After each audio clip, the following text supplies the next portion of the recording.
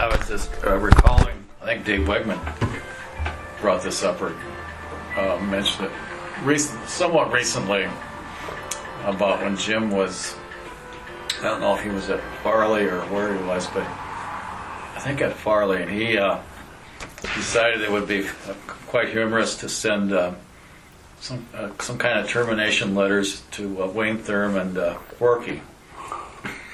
Yeah. And he persuaded one of the secretaries to do this. Oh dear. You remember that? I don't remember that. I wonder if he was at the high school. Might have been at the high school, but of course the reaction was that they got to Wayne right away, and Wayne got to the bottom of it pretty quick. Well, Jim, I remember when he was at Epworth in the Portals, he was teaching junior high, and I think I had 6 portable classrooms behind the high school. We had one section of 1st through 6th because we had grown so much and we didn't have rooms. So I had that. That was another school there, and but anyway, Jim he wanted those kids to shape up, and he had a little problem with some kids, so he held the whole class after school, which was a violation of all of the Buck's rules as far as getting kids on the bus and out.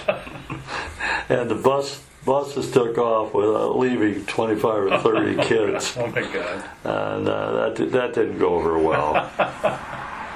And then when we were at Farley, I believe in intramurals, so I had kind of a longer lunch period, and so we could get some intramurals in and whatever.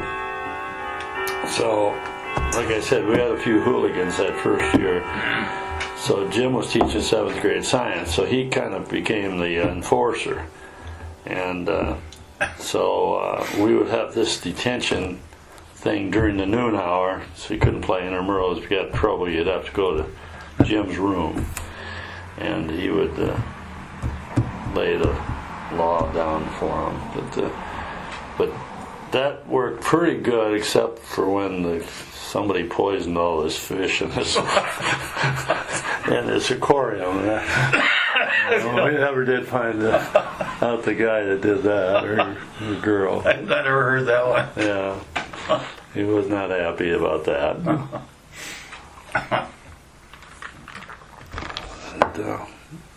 And, he was.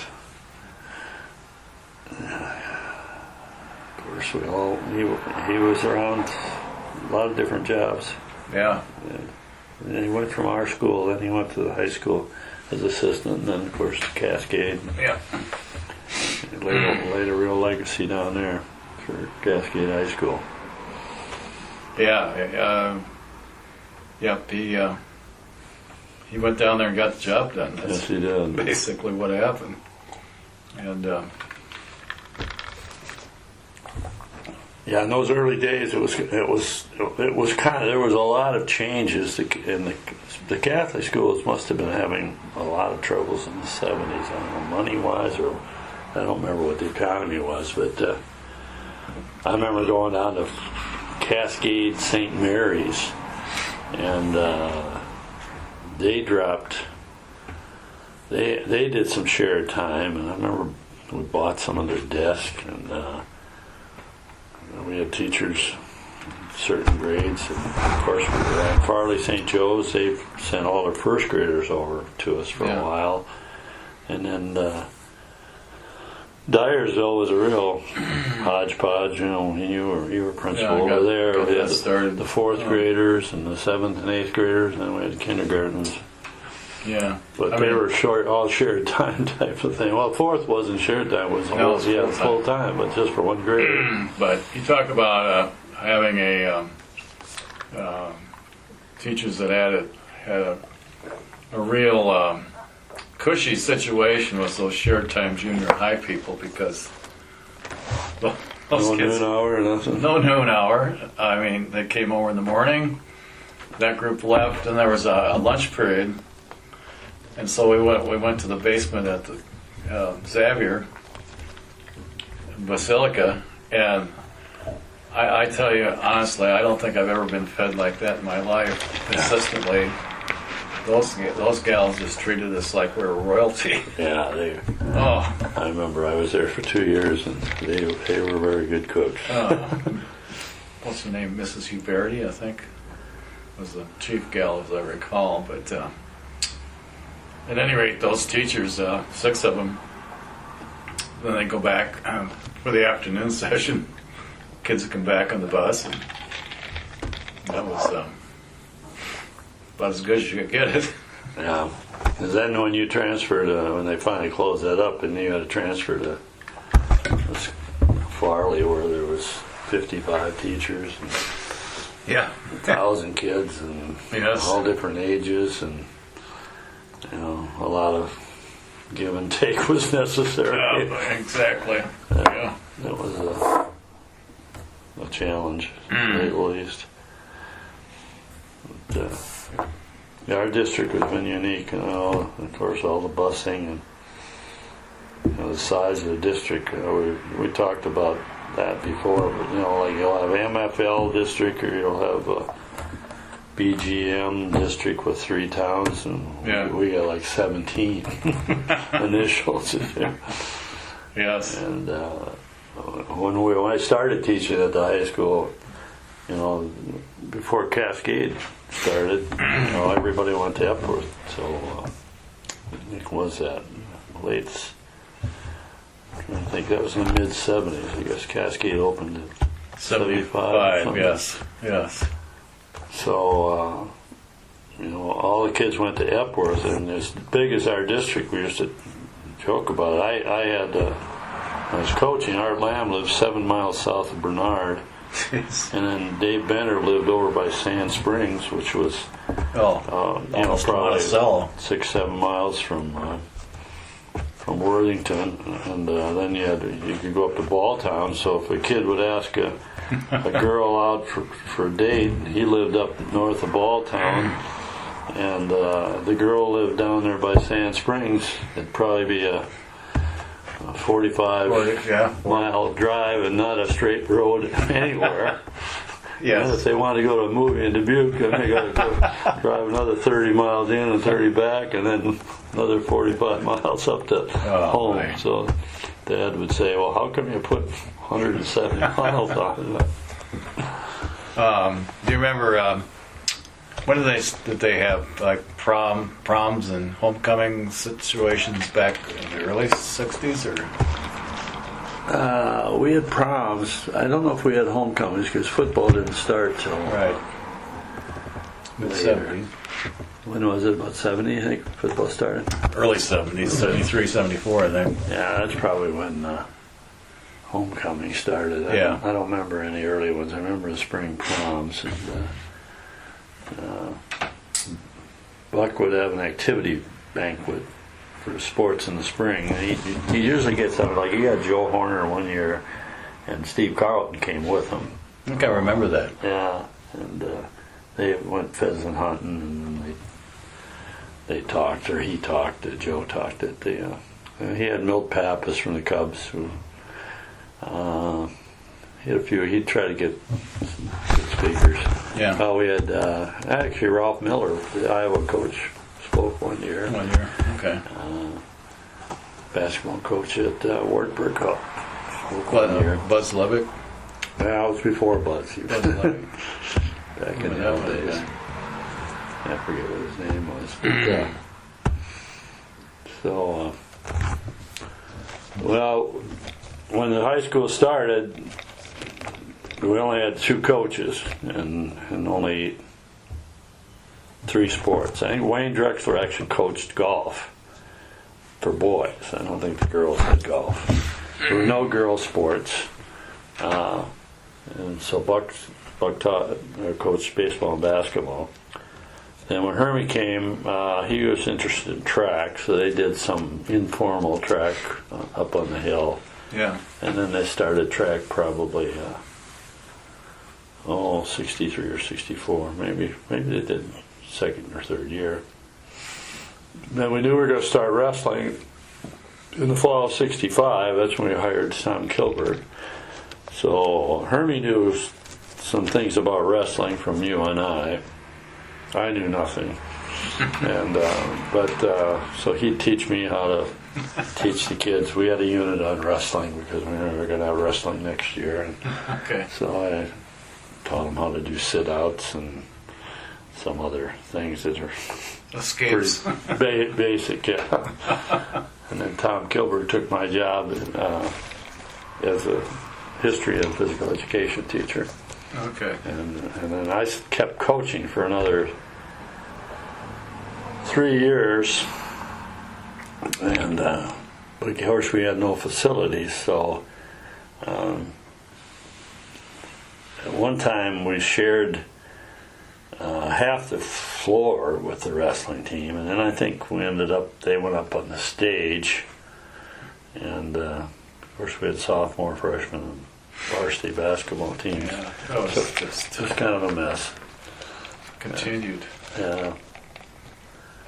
The other thing was I remember is football.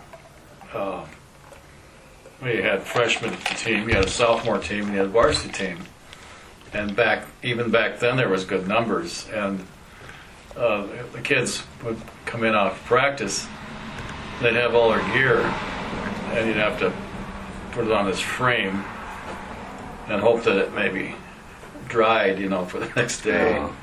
And there was no place to put this stuff. And finally, there was a room just on the other side of the locker room, which was a small classroom, but it wasn't really used. And I wanted Dave Barr to expand into that. Well, he kept dragging his feet, so I finally convinced Paul Knutson. One Saturday we each got a sledgehammer and came over there and opened that wall up by ourselves. And then Barr was forced to put a doorway in so we could use it, for a locker room or a drying room or whatever. Oh yeah. Well, I remember we were talking about Parley St. Joe's and some of that. I remember November 22nd, 1963, which I'm sure you remember, and you were actually, I think you were coaching St. Joe's then, weren't you? 63, No, I was 64? at Bellevue. Were you at Bellevue, 63, Yeah. 64? Yep. So anyway, Buck got on the speaker. I taught 2 history classes, the 5th period and the 6th grade period, I think it was. And so he got on the intercom and told us that the president had been shot in the 5th period class. And that was pretty traumatic for everybody when nobody really realized, the last guy that was shot was back in the turn of the century. We figured we were beyond that.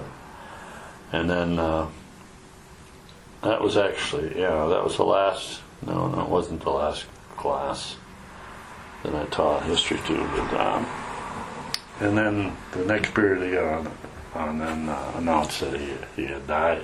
And that was a Friday. Yeah, it was a Friday. And then I remember I was coach. It was my first year coach. It was my first year as head coach. And so we had practice after school, which was a mistake because everybody was just all over the place. And then I actually went to Farley St. Joe's gym that night. I was there. Were you playing St. Joe's? Yes. It was Bellevue, St. Joe's. Yep. And I remember them playing the national anthem and the flag. And Yeah. so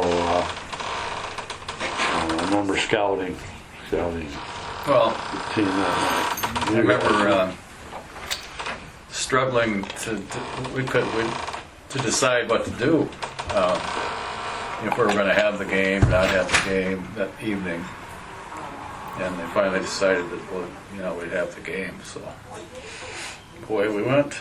I remember after practice, it was a bad practice, and So I had to stop at the locker plant, Epworth locker plant, to get some hamburger or something, and they had a TV in there. And here they were taking the body of the president off the plane at Bethesda or wherever. Yeah. And this is like at 5:30 at night, and here, that's how fast things happen. Yeah. It was pretty hard to comprehend, and of course we all remember that day and the next three. Yeah, 4 days. Funeral. Yeah. Yeah.